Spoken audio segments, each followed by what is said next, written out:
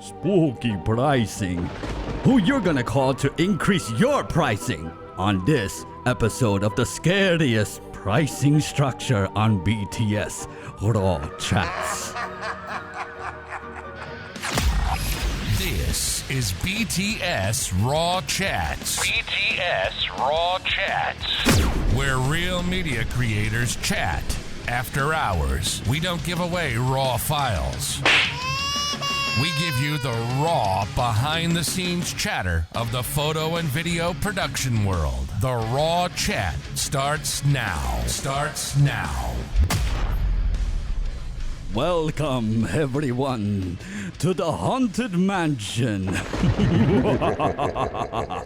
It's the Halloween special of BTS Raw Chats. Yes, that is right. Welcome, everybody, to BTS Raw Chats. If you don't know who we are the real media creators talking about what's really happening within the production industry, from dealing with difficult customers to tips and tricks. And today we are joined by two very special guests, Rydell from Jaguar Multimedia, and also Sherry.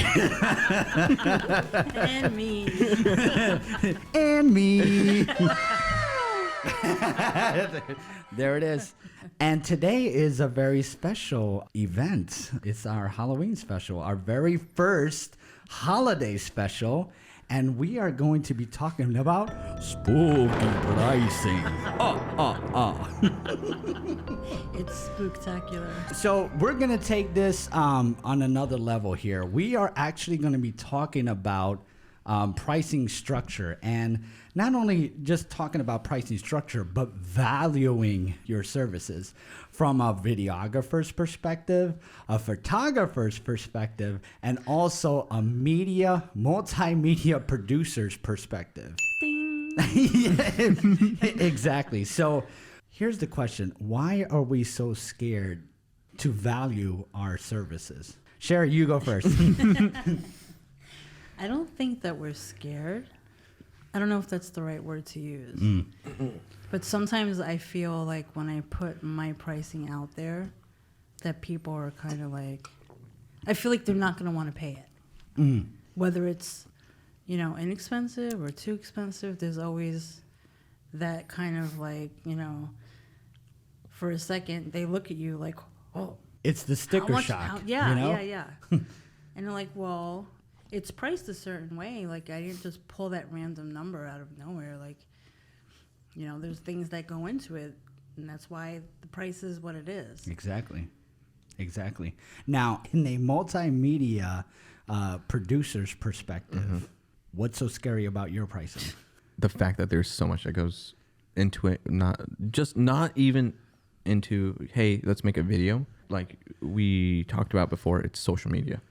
Everyone thinks that they can do it. So again, as far as a videographer's perspective, now it's teetering, right? Because like there's so many different degrees on media. That's why, hence the name multimedia. You know what I'm saying? Yeah. Like I've recently, changed my title to multimedia producer because when I think about it, there's so many different aspects and different levels of digital media. It's true. Like I put that I'm a multimedia artist. You can't, because I am. It's not just one thing. Right. You can't pigeonhole yourself into one particular skill level because with that one skill level, let's just say photography, and you love photography, and you got to understand lighting. You got to understand, ISO. F-stops, you know what I'm saying? You got to understand also how to put that media in a new platform, as far as it's not only just print, it's also on digital. Coming up, actually, we are going to be talking about a show about the evolution of multimedia. That's right. And transitioning from print to digital, and how that affected, and some things stayed the same. But back to the pricing structure, you have to value your time. That's the big key, is valuing your time. Everybody assumes, I got the latest iPhone. You know what I'm saying? Yeah. I got the latest iPhone, and I don't have to worry about ISO. You know what I'm saying? What's that M on top of the camera? You know what I'm saying? Like, I put it on A. The manual tells me to put it on A. Right? And so many people assume that's photography. Yeah. You know? And it's so frustrating to people that actually Do it. take their craft seriously. Like, you know, and they just, again, it comes down to value. Like, they don't value, they just want to get it done. They don't care, like, Exactly. to know why it is, Everybody- why they're doing what they're doing. They don't care to know, like, how it works. Right. Everybody know? assumes that you're the starving artist and you can stay the starving artist for the rest of your life. You know, but like, value yourself because you have to feed yourself eventually, you know, and really analyze how many things that you put into play with your time. I wish I would have realized this years ago. And I still, you know, I am of the age that I'm just tired of it already. You know what I'm saying? And that's why I'm going to this, you know, to this level of sharing with so many other people, because the main reason why I helped with this channel is, or with this podcast, was I'm tired of of the market trends of people assuming that a video is only $300. Yeah. Yeah. No, it's You know, my cousin can do that. You know? Now, coming to a perspective of a multimedia producer, you know, how many different levels of things that you have to deal with? well, here's the thing. Being a producer is one thing, you know, but overall, I own an agency, and the agency is, I know I am not good at everything. I know that for a fact. I hire a designer for special things. I have a DP just for, you know, a certain amount of project. But, you know, hey, you can hire me for X amount, but if you want really good things, X turns into 2X's. Exactly. And you have to cover your bases. You have to value yourself. Yeah. And going back to videography, you spend thousands and thousands and thousands and thousands and thousands of dollars, you know what I'm saying, getting that cinematic look. you know, I want to spend, you know, $4,000 on this lens, this prime lens that I'm only going to use it on 2 shoots because it's an 85 millimeter and I could get your eyelash in focus, you know. But that's just one piece of gear, and you have to keep on adding the pieces in order for you to get that cinematic look. Yeah. And the scary part is, no pun intended, the scary part is, it's like, you can almost get that look with the phones now. But realistically, you still need to value yourself as far as you took out the time to go to YouTube University. You know what I'm saying? And spend hours on the toilets watching videos, you know what I'm saying? And trend, you know what I'm saying? Trying to level up, you know what I'm saying? Where do you value that time? Would you rather, you know, spend time, you know, playing video games, spending time with your family, you know, doing other fun things? You're editing a video and outside the window you see all your friends, you know, all your friends having a good time, and you're like, I gotta finish this. But my point is, value your time. You know, exactly. My point is, value your time. Back to pricing. Whoa, David, it's so easy for you, okay? How much do I charge? It all depends. I'm sorry to say. That's why you need to understand scope of work. Yep. And going back to our first episode on pre-production, you understand the scope of work and what to bid on that particular job. Because no job is alike unless you structure it that way before pricing yourself. No video is going to cost the same. Please, consumer, get that out of your head. Look at all the stuff that particular person needs to do. my biggest thing is I hate pricing by the hour Oh. on production shoots. Yeah. And I've been trying to drill this in our bosses' heads. Pricing is not an hourly rate. Pricing is valuing what that content is going to be. You know? Why is Nike charging $2 million for a logo brand where you could go on so many different outsources and almost have the same brand? Because it's the feeling, it's the value of that particular brand. Right. Like Yeah. you know what you're gonna get when you go with Nike, or, you know. Exactly. And the same goes back to photography. Your images are absolutely fabulous, you know? And Thank you. And by the way, if you haven't checked out the edition of October, you are featured on a magazine, actually, Sherry. And Tell Shutter- us a little bit about that. Shutter Magazine. Shutter Magazine. Take a look at the October edition on Shutter Magazine, and you can see Sherry's work. Is there a particular page, do you know off the top of your head? I'm not sure. It's like midway through. There's a 2-page spread, and it's on it's under the inspiration section. So Under it's the it's my work along with other people. Sal Sincata. Oh. He's the founder of Shutter Magazine and also of Shutterfest. If you don't know about Shutterfest, look it up. Okay, it's going to be on the show notes. But my point is that it took her so many years to get to the level that she's at right now, and to stand out with so many other photographers out there. Her work stands out. Who knows how many hours, how many days, how many years or whatever it took for that particular image to happen. You know what I'm saying? Sometimes you're lucky, Yeah. but other times it takes time. How do you get to Carnegie Hall? Practice, practice, practice. It's so true. Like when I first started out, I mean, not to like go off subject, but I practiced every chance that I got. Like when I first got my camera, this was even before school, I taught myself like the basics.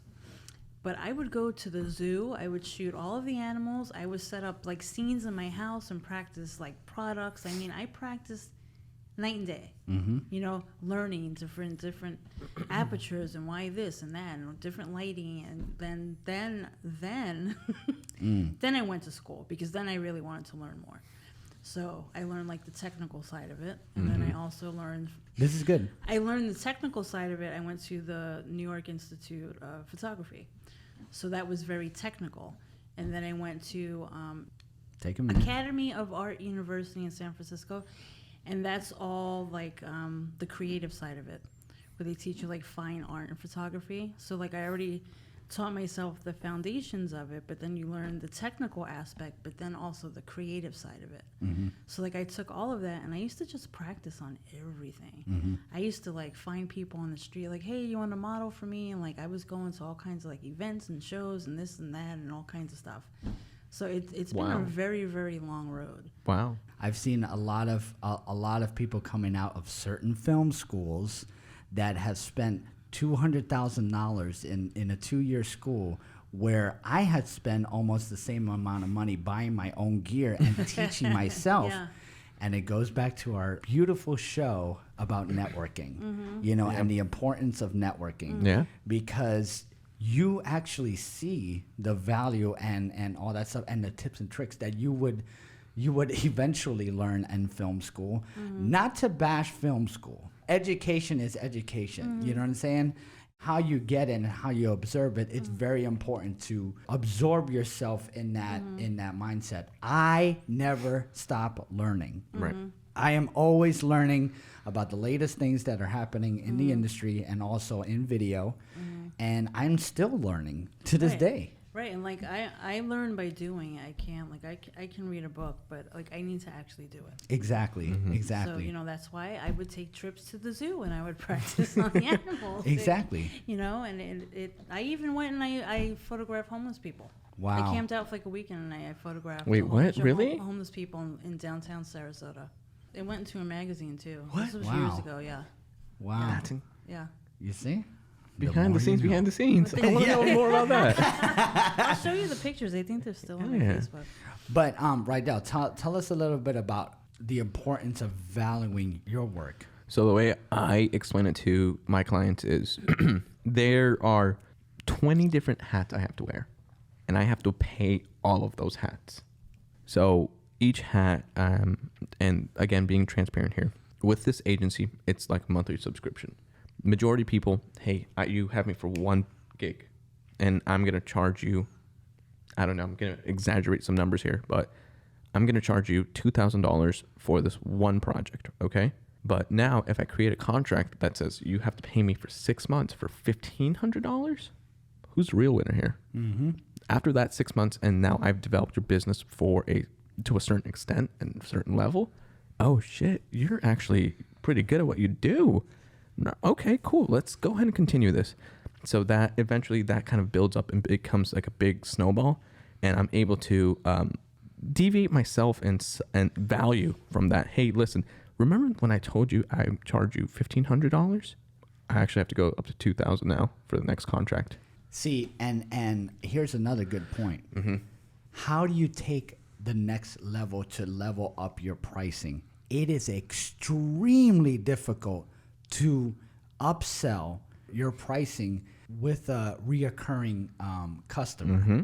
Sometimes you just can't get out of it, mm-hmm. and you're stuck in that pricing forever. Yeah. And then all of a sudden, you have a family to feed, mm-hmm. or you have a house that you just bought and the mortgage is increasing, mm-hmm. or you have a business that you just bought, yeah. and you need to yeah. keep the roof up. All this stuff. You should be leveling up your pricing, mm-hmm. and it's going to be tough. You're going to have to say bye-bye to that customer if they're not going to value mm-hmm. what you do. Now, I am currently taking on full disclosure here. We do not get any payment throughout any person that we tag or company that we tag here. Although we would like to, but I'm taking a class right now from Flash Film Academy, and they're talking about pricing structure. Go to flashfilmacademy.com and you'll find out more information on that. The guy's really good. His name is Ty Turner. Yeah. And he is going to be on the show notes. so please take a look at the show notes. But he talks about pricing structure. We have a mentality right now that we are surrounded in the world of options. Mm-hmm. You go to McDonald's or any type of fast food restaurant, and guess what? They try to upsell you, certain things. Would you like to upsell that to a large? You're like, okay. Yeah. Same deal with video. Yeah. Let's say you're doing real estate, and would you like to upsell that to a drone? You know what I mean? Yeah. Elaborate on that after the break. Sherry Elisa Photography specializes in beautifully styled modern portrait photography, offering professional in-studio photography services to all of Southwest Florida. Push creativity to the next level. Create custom themes that will complement every personality and style. On-site professional hair and makeup is also available. Our studio is conveniently located off US 41 and Boy Scout Drive, next door to the Sam's Club Plaza. Book your spot now with SherryElisaPhotography.com. And we are back, ladies and gentlemen. We are talking about spooky pricing. Insert thunder sound effect now. But we were talking about pricing in a pricing structure, and maybe one of the ways that you could get out of your typical pricing that you have for an existing customer is upselling that customer. And guess what? You don't have to do the work. You don't have to practice on a drone and crash it just the way that I did years ago. That was the last time. I'll probably someday put that footage online. The one thing that Dave is not good at. Yes, exactly. I am not good at droning. But guess what? I could hire somebody mm-hmm. to do that droning for me, and you do a margin, mm-hmm. you know what I'm saying, on that pricing. And you don't have to touch a drone or see a drone ever in your life. You send that, expert out to do that particular job, and guess what? You pad that on your pricing. Oh yeah, you definitely. know, because you need to profit. You know, you need a profit. You need to take care of that person. I remember a time where I worked at Best Buy. You did? Yeah. What? Yes, I sure did. And they had margins, and they would push the salespeople to sell particular accessories for particular products. For example, the biggest push, and I don't know if you're a current Best Buy employee out there, comment below. You sell a printer. Guess what they need? They need ink. They need USB cords. They need paper. Those are upsell opportunities. Yep. Those are upsell opportunities. We have to keep in the same mindset, you know, as a business owner, because realistically, you are a business, whether you're starting out or whether you want to be. The ultimate goal for me, and I'm sure for everybody else in this room, is to have a good life. You know what I mean? Financial freedom. Yeah, Yes. Be financial comfortable. freedom. Financial freedom. And not work and do stuff that you love to do. And what's so scary about that? But my point is that, you know, we have to upsell. So guys and girls, give us an example of like what would be an upsell. I use mine as a drone upsell, you know. Tell us what would be an example of, let's say, multimedia producer or social media. To keep it simple, I sell them on tiers. Tier 1 is, you know, hey, I'll just manage it.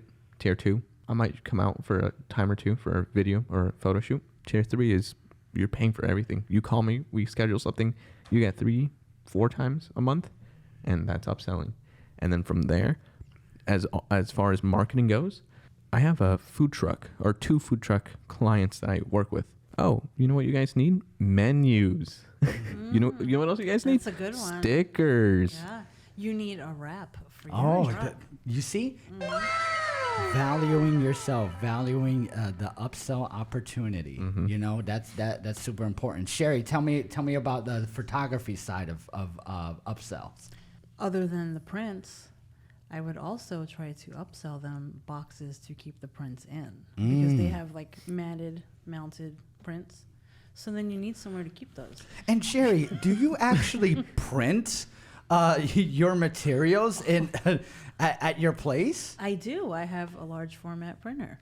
Also, keyword, outsourcing. She doesn't need to spend $200,000 on a big, huge printer to print, you know, on the side of a billboard. Yeah, I can do fine art prints, and I mount them in their own mats. I always confuse mounted, matted, or matted, mounted, whatever. You get it so that you can insert it into a beautiful frame. Exactly.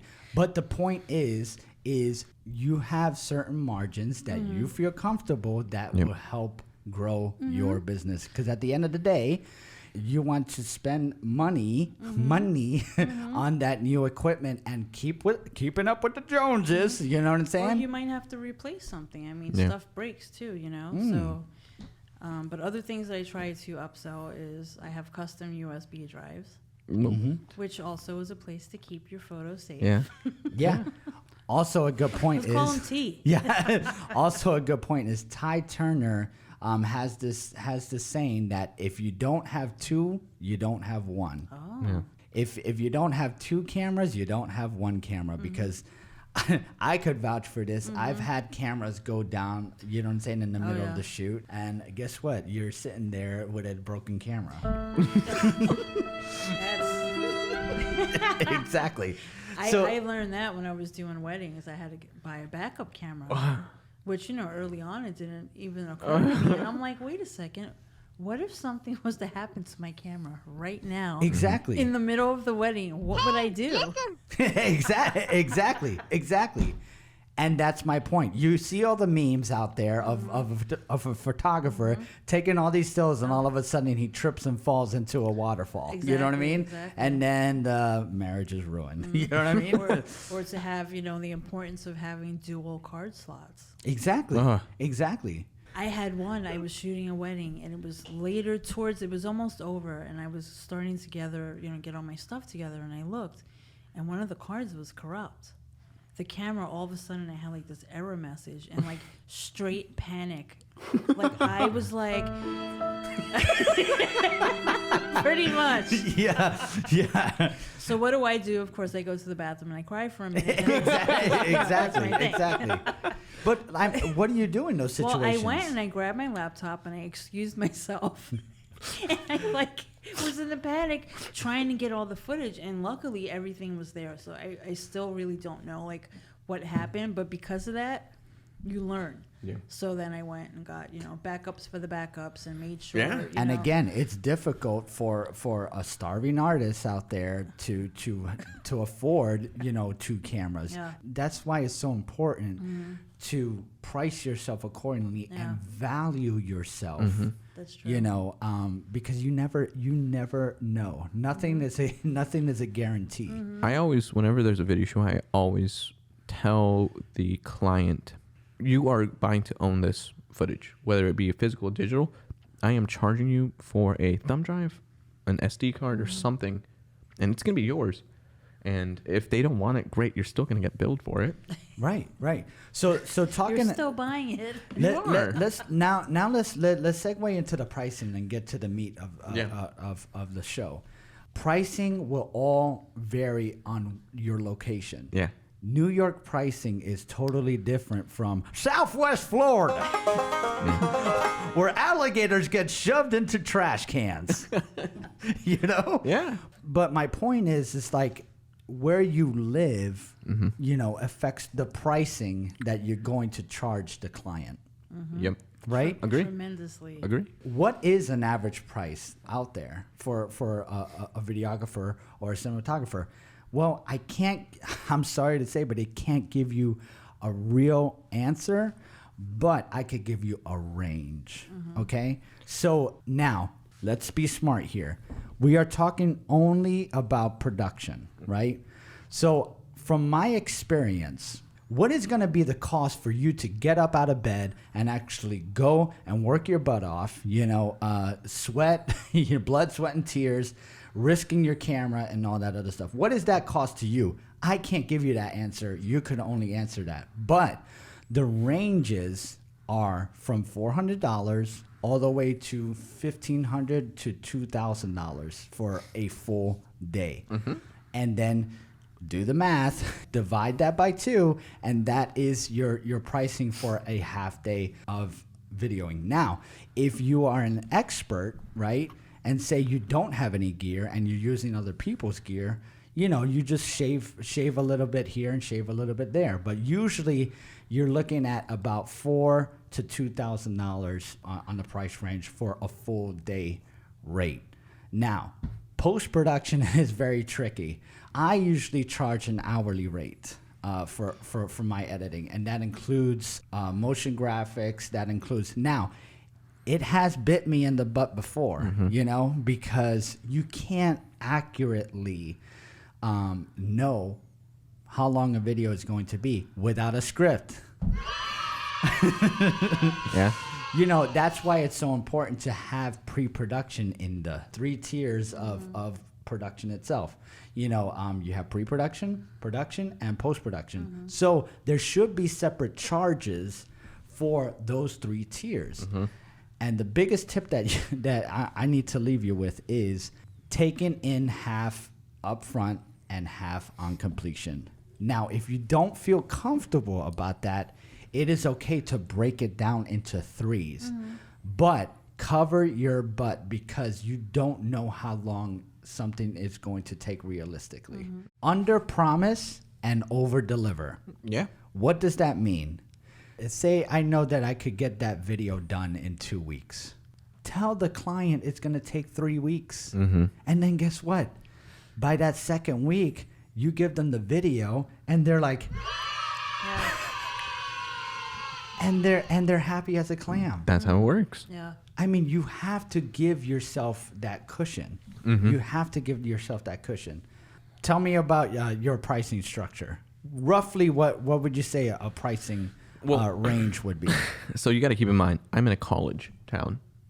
Everybody, there's 50,000 students. Let's cut that into a third, right? Or even less. Let's just give it a nice, round, easy number. 10,000 people are about to graduate from this program. Everyone's trying to get work. What do? Oh, I'm competing against someone that has a A7 III. Great. And this is like a fair that's coming in town. This is like a nightclub. Of course, A7 III is going to perform better, but do they actually know how to use it? Right? That's perfect. And guess what? You could hire that person that has a Sony. Exactly. Camera. An A7 III. And again, it's in the position I'm in, being in a college town, and owning an agency. I'm going to hire that A7 III. And it's also understanding your demographic, and it's also understanding where your location at. Yeah. You know what I'm saying? Like, you're not going to charge, $2 million to produce a commercial. Right. Now, there are pricing out there or whatever that you can probably get that, but you have to be realistic in the market that you are in. But the ultimate goal is residual income. What does that mean? That means that you sleep and you make money. You know what I'm saying? There's so many different ways to make money off of your work, through contracts, through agreements, through scope of work. Huge believer in contracts. Huge. Not a lot of people. I trust you. Yeah. Yeah, no. I can't tell you how many times that me personally has gotten burned by so many. How many people do you trust? Exactly. And the ones that burn you are the ones that were friends. Like the ones that you do say, oh, it's okay. Right. I trust you. Exactly. And then it comes back and it kicks you in the butt. Yeah. So Sherry, tell me a little bit about what's your pricing range. Well, I can start at like headshots that are $150 up to like a premium boudoir package that is like $3,500. Now that's your pricing, but let's say somebody that is either a beginner or an experienced photographer. Oh, I couldn't even really tell you. Like, what would you? Hey, I picked up a camera. Hey, you are my mentor. What should I charge this person that wants me to take a picture of their I head? would say you charge nothing, and you learn that way. But And you this have to, and you hit on a very, very good topic here: interning, Yeah. training. Training and getting a mentor. Yeah. For example, my mentor was Charlie Grouet. Charlie Grouet is a cinematographer that actually shoots for Saturday Night Live. And also he's done a lot of HBO specials and all that. The way that I met him was through networking. But my point is that he showed me so many small little tips and tricks that I still use to this day, like the catch light, like framing, like the term a haircut. You know what I'm saying? Where you cut the head and you focus on the eyes. There were so many valuable things that he taught me, and he is a cinematographer. Guess what his price ranges are? Anywhere from $4,000 to $5,000 a day.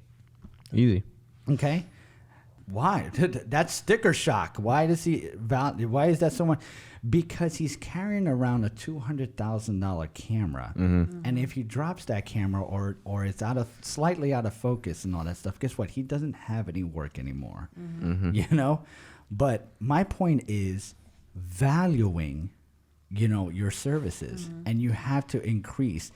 Back to internship. Start off with an internship and train yourself. And then you'll know roughly what the pricing is. Because the thing is that a lot of people have this mistake of charging $200 to $300. Oh my God, the world of music video. Let's just put it out there. But that's where the confusion, I think, lies, because people think, say you are a beginner or you're learning, there's different levels. So you should never, as a beginner, charge anybody money for services when you're learning. You know, you could be a beginner, you could be, you know, intermediate, you could be just a hobbyist. It's not until you're on a professional level that you should start taking money from people. Yeah. You know, like I know Agree. somebody that literally got a camera, thought, you know, she was a photographer, did not know anything about how to work the camera, know nothing about exposure, nothing. Did everything on auto, went and shot a wedding and was taking money from people. Yeah. And it really upset me. And I tried to have a talk with her. Like, she kind of almost wanted to, like, learn from me. And I refused to teach her because she did not take it seriously. She just wanted me to tell her like little tips and tricks so that she could go and keep taking people's money. So I said, not until you're actually serious and you actually want to learn, which is probably never. Right. You know, but she's taking money from people, and these people don't know. So, and then it gets confused because they see somebody like her and then somebody like me, who for years, you know, like I'm still learning stuff, but I can't get those jobs because people like her out there. You know what I mean? Sure. Yeah. And it kind of ruins it for like the actual people that are really trying to make a living and do really good work. Yeah. And this is exactly my point of doing a show like this, is educating the people out there. What you do out there may not affect you, but it's affecting other people and other people's work. You know, and eventually it's going to come back. Karma is a bee. You know what I'm saying? Or, you know, because they don't know about anything, and you know, they charge them $50 for a photo session, and they're giving away, you know, here's 300 photos for free on an online gallery. You know, Yes. you know, and then somebody like me that has, you know, I took time to make my packages and my pricing, taking everything into consideration, you know, insurance. Do you have insurance on your stuff? Or what if something happened to my camera? But I can't get those jobs because they're going to go with so-and-so who's charging $50 to shoot their session in auto. Guess what? Ladies and gentlemen, we have to stand really and revolutionize, you know, us as media creators to take a stand and take back valuing our work, you know, because me personally, I am sick and tired of making other people money. You know what I'm saying? Definitely. It has to split. You know what I'm saying? In a certain way. So with that, I'm going to give you 3 recommendations. Dave's 3 recommendations. The first recommendation is, how much should I charge for filmmaking? Tips on getting the best rate. There's a link on that. The second one is how to price your video production, music video, weddings, etc. And also the third, how much should you charge for filmmaking? Tips for the best rate. Etc. All these links are in the show notes. And so, Sherry, what's the point of the show? I don't know, Dave. What is the point? Value yourself. Do not be scared of pricing what your value is worth. Was that the count, right? Yeah, yes. $1. Three keynotes. Yeah, three keynotes. And that is our show for our Halloween special. Behind the scenes, BTS Raw Chats. If you don't know who we are, check us out on all the social media platforms and be sure to like, share, and subscribe. And leave a comment, leave a like. Click that bell notification. And thank you so much, Rydell, for joining us. Of course. Any closing statements on our Halloween special? Check your candy. Check your candy for razor blades. Remember that? Yeah. Sherry, any final tips for all of our trick-or-treaters out there? Don't come knocking on my door. Come and knock on my door. We're getting sued. That was BTS Raw Chats, the Halloween special. We are checking out.